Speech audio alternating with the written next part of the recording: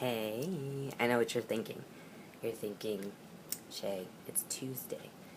This is not your day of the week. And then you might be thinking, hang on, she skipped last week.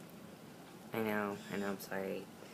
Been very sketchy lately in my involvement, but I promise I am still here with you guys. And that someday I'll get my life on track and I will stop procrastinating and I'll get more sleep and eat healthy and take vitamins and be a grown-up and stuff. You're probably not. Doubtful. So, our house, oh my god, one of our dogs got so sick. Fun trivia. If you have female dogs that are not fixed, because we had this one Chihuahua who'd had puppies, and she was scheduled to be fixed this year. It just hadn't happened yet. Because I just get a little nervous about getting the girls fixed, because it's legitimate surgery instead of, not that the boy stuff is easy necessarily, but surgery, you know. So anyways, she hadn't been fixed yet, and it turns out that some female dogs, after they go in heat, can get, their uteruses can get infected, and she was one of the lucky ones. Thankfully, we're extremely attentive and involved animal parents, and we noticed it. And the funny thing is, we actually noticed it because she was not trying to eat us out of house and home. Pippin. Sorry, the cat was trying to eat my arm. And so yeah, she wasn't eating everything, and that's how we noticed it. In case you're wondering what's up with my hair, I figured I'd show you guys how awesome my hair is out of the shower, as an apology for this last week and stuff. Anyways, so yeah, if you're not planning on breeding your dog anymore, or you are but just not right now, make sure you get her checked out like post-heat and whatnot, because it can happen, and if you don't catch it early, it's extremely expensive and extremely painful, and the results are not usually very good. Alright, so back to the topic. This one is kind of the red flag relationship. Red flag. Oops, alright, that can stay. Oh, I forgot I was going to show you guys a painting. That's my sister. She's the youngest in the family, and she lives in New York, and she models every now and then, and she's really pretty. And I paint her almost all the time. I like it because we're almost identical, and actually I'm 7 years older than she is, and I might have possibly been letting her use my ID card for a while. Anyways, I like it because she's extremely effeminate, and I'm not. So it's really fun to see what I would look like if I was a right proper girl. You know, if I wore makeup and dresses and stuff, and so I always tease her that if she ever wanted to know what she was like if she was butch, ta-da! Also, she's really cute and she's really single, so if you live in New Yorkish area, she lives in Hoboken, just saying. Okay, back to the red flags. Teenage years, early 20s, I've always been kind of full of myself, to be honest, and I talk a lot, and I think I'm very, very smart, and I'm positive that my opinions are right. So relationship red flags, I've spent a lot of time kind of building them up, I guess. So, and I always say that, like the first time a bad thing happens in a relationship, I notice it, and then the second time it's kind of a red flag. And then the third time it happens, I already remember from the previous occasions that I didn't like it, and the consequences were such and such, and so the third time it happens might not even be in the same relationship with the same person, or even in the same year. But, the third time I know exactly what's going on, and I cut it off immediately. As hard as some relationships can be, I think in some way they can all be a little beneficial. And I know that's really hard to think about considering how terrible some relationships are, but I at least have been lucky enough to learn a thing or two so far from my relationships. Romantic or just friends, to be honest. Alright, so some of the things that I think are kind of red flags, and not, to be fair, these aren't really trans-related, they're just things these are things I don't, I'm not okay with in relationships. I am not okay with the relationship being 100% pointed towards one person. I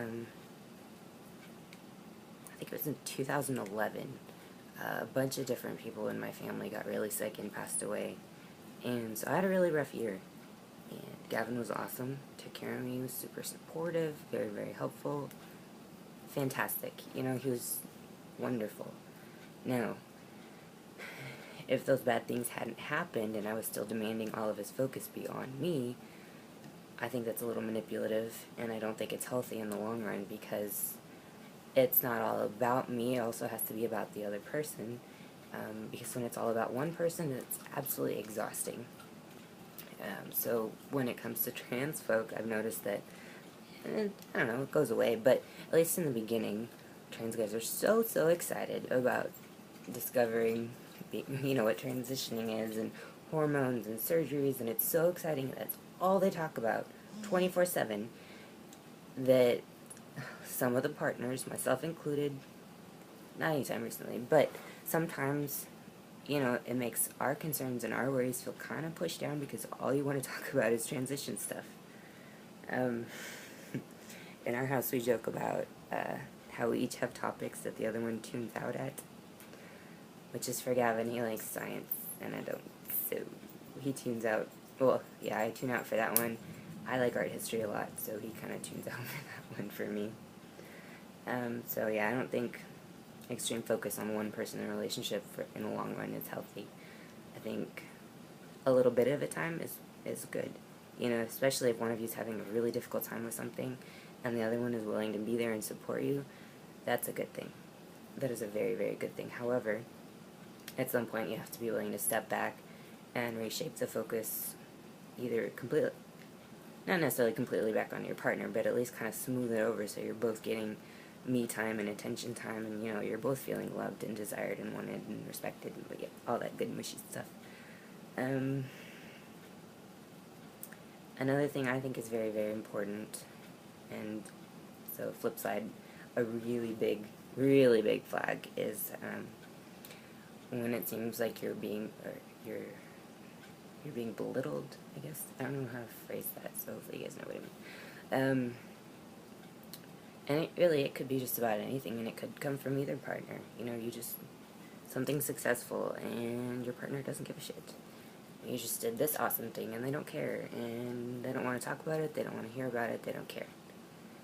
And now, if we were back in scenario A, and it's because they have so much stress stuff going on that they really don't care that you just cut off like 2 inches of your toenail, it's debatable.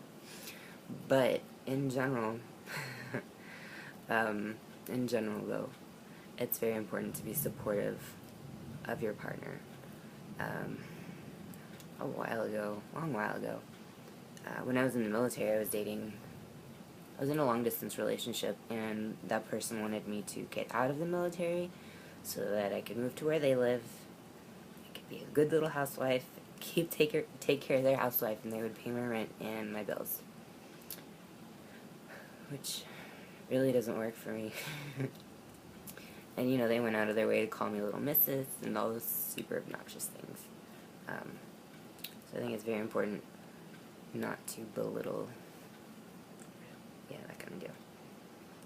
Another red flag for me is lack of communication. And I know it's not always easy. I personally am terrible at communication. I'm of the grunting, scratching my head type of communication person. Kelsier. Anyways, I'm really bad at communication, but it is important. And some of the challenge is learning how to communicate with your partner. And, learning how to communicate with each other. But if there's no communication happening, it's a little rough. Gavin and I are pretty codependent, which isn't always a good thing. I've been in codependent relationships before. However, it was always, actually it wasn't really codependent relationships. It was that I was very young and very manipulated into a very, very, very pretty little shell. And I was playing a very pretty little role. So, alright, that was medical. Anyways, think I was on communication. Yeah. Communication's good for you. If it's not happening, it's not good. And, you know, there's no really way to, like, calculate it. You know, you can't say, oh, I need 5 messages every hour. If you don't text me that much, you don't love me. That's bullshit. What if they're busy? At school, I am typically elbow deep in some kind of crap, and taking my phone out means I have to wash my hands, get them free of, like, oil and all this kinds of gunk. So every single time I have to write back a message to someone, it's like a 15-minute cleaning process. So then when I gear all the way back up, to do all that back again, it gets really annoying. So there's no, like, real way to, you know, put a number on it and say, if you didn't text me this many times, it doesn't count. Or if you didn't check in with me every hour, it doesn't count. That constant, like, I guess the demanding of knowing where your partner is just as bad as no communication, because when they're demanding to know where you are at all times, it's also a form of manipulation, because you're not free to do what you want to do, or free to go places and do anything. And I'm not implying that, you know, you need to be out drinking or partying or whatever it is that you want to do, but as an adult or as a teenager, you do have the right to go wander. Not, god damn it, this is kind of way wrong. I'm not saying go cheat on your partner. I'm saying that if you happen to be out in the middle of the day and you don't write back immediately, they don't have the right to flip out on you and get mad at you about it, because that's not a bad thing, you know? You're busy, you're doing stuff, whatever. Right, I'm gonna get off this point because I suck at this. So my last point that I wrote down was emotional domination, and I was talking about that relationship I was just talking about a couple minutes ago, the Pretty Little Shell deal. Yeah, I was 17, I think, and senior in high school. My boyfriend was like 28, 29, I think, and he was a professional.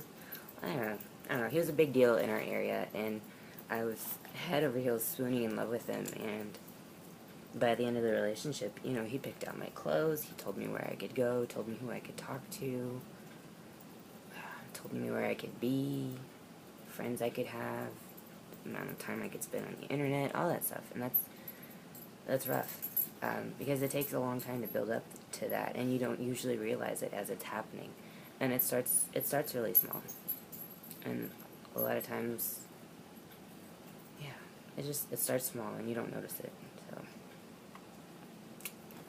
stay away from that. Sorry guys, I don't know if any of this is actually helpful, but those are things I don't like. Being too focused, red flags, being too focused on one person when you're not supportive and you're belittling the other, a lack of communication / insisting, demanding that there is too much. Those are pretty much hand in hand for me, and they're equal in offensiveness to the other. And then emotional domination is my least. I guess manipulation would have been a better word. Emotional manipulation. Better word. Alright. So, yes, it is Tuesday, and so that means you'll be seeing from me tomorrow. And I'm going to write it on my hand in Sharpie so that I remember. Okay, I'll talk to you tomorrow.